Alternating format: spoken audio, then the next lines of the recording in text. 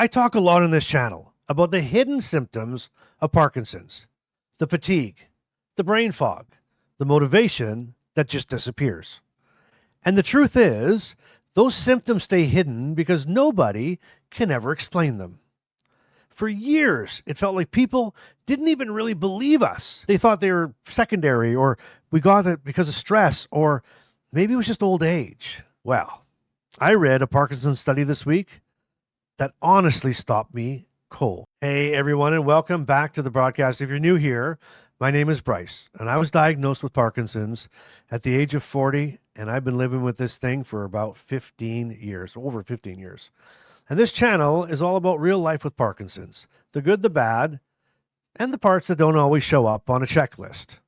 And today, I want to talk about a piece of research that feels oh so different, not louder, not flashier, just more honest. Have you ever walked out of an appointment thinking, I know something's wrong, but I don't know how to explain it properly? You know, like your meds might be working, your tremor might be manageable, but you're just completely exhausted. Your brain feels jammed, motivation is gone, sleep is off, your body feels heavy before you even start moving. Now, if you go through that, give me a me too in the comments, just so I know I'm not alone. Okay. But you try to explain that, and sometimes it feels like you're speaking a different language. For years, people with Parkinson's have been saying things like, this disease lives in my whole body. It's not just in certain parts. Or my brain feels overloaded. Or, you know what? I want to move, but getting started just feels impossible. And for a long time, there wasn't a great scientific explanation for that. Not because we were wrong, but because the tools were incomplete. Now, this new research, it's published in Nature, and it looks at Parkinson's completely different. Now, when I said Nature, I don't mean the outdoors. Nature is one of the top scientific journals in the entire world. And instead of asking what chemical is missing, or what movement center is broken, they asked something bigger.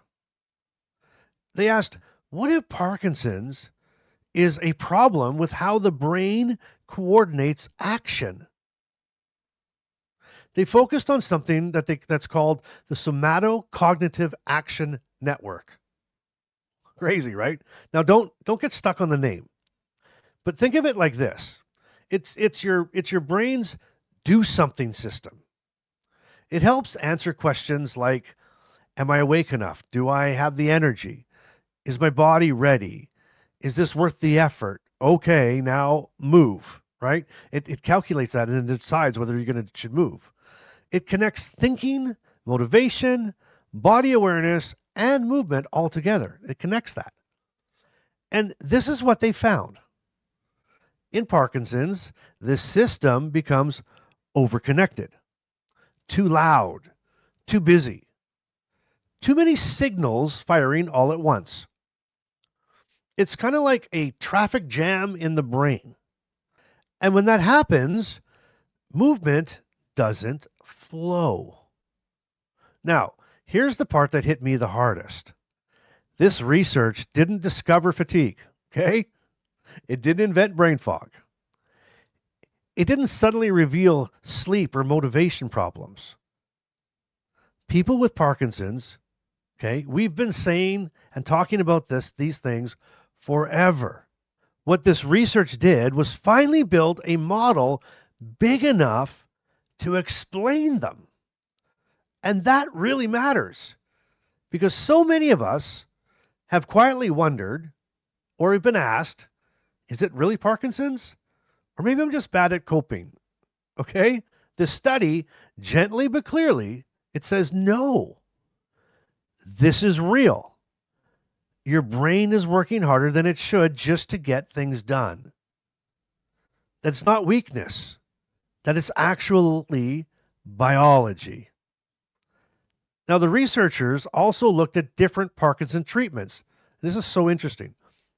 Medication, deep brain stimulation, transcranial magnetic stimulation, and focused ultrasound. Now, on the surface, these treatments look completely different. Interestingly, though, underneath, something surprisingly showed up. The treatments that worked best all did the exact same thing. They calmed down this overactive action network in the brain. Huh, who knew? And even more interesting, when treatments were aimed directly at this network, instead of just general movement areas, people showed a significant improvement. Now, not because of a new drug, not because of a new surgery, just they aimed smarter. And that really matters. Now, let me slow this down because I really want you to get this. This is not a cure. This doesn't stop progression. This isn't going to change what you or I do tomorrow. There's no clinic offering this yet. But here is why this still matters. For years, we have been describing the same patterns: effort before movement, mental overload, fatigue, that stuck feeling, apathy, you name it. We weren't just saying, I don't want to just move, right? We were saying, getting started feels impossible. And guess what? This research, it doesn't fix that overnight. But you know what it does? It validates it. It validates us. And that alone is so powerful. Now, let me pause here for a second, because this is the part that I don't want anybody to miss. This research matters, not because it gives us something new to chase, but because it finally gives us something solid to stand on.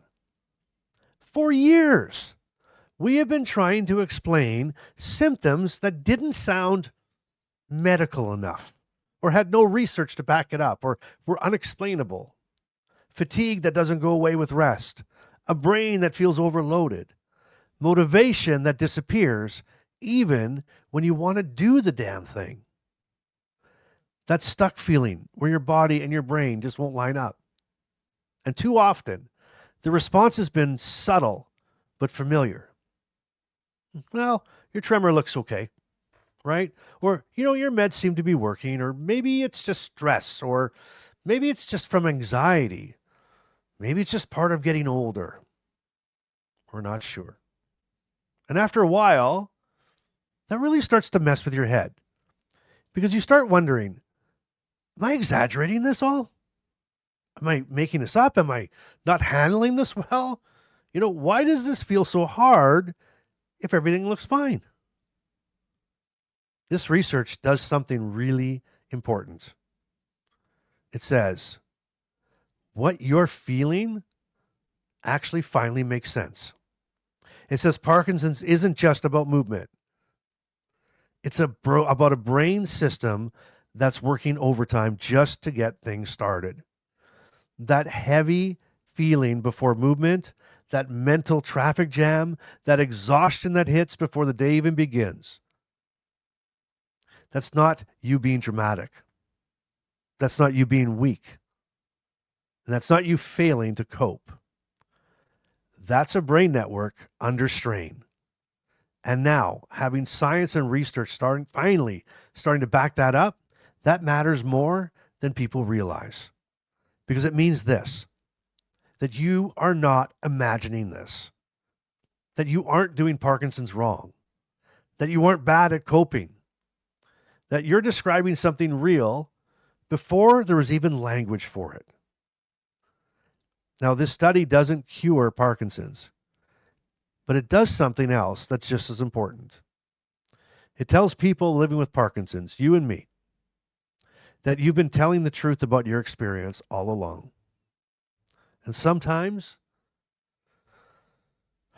that validation changes how you carry the disease.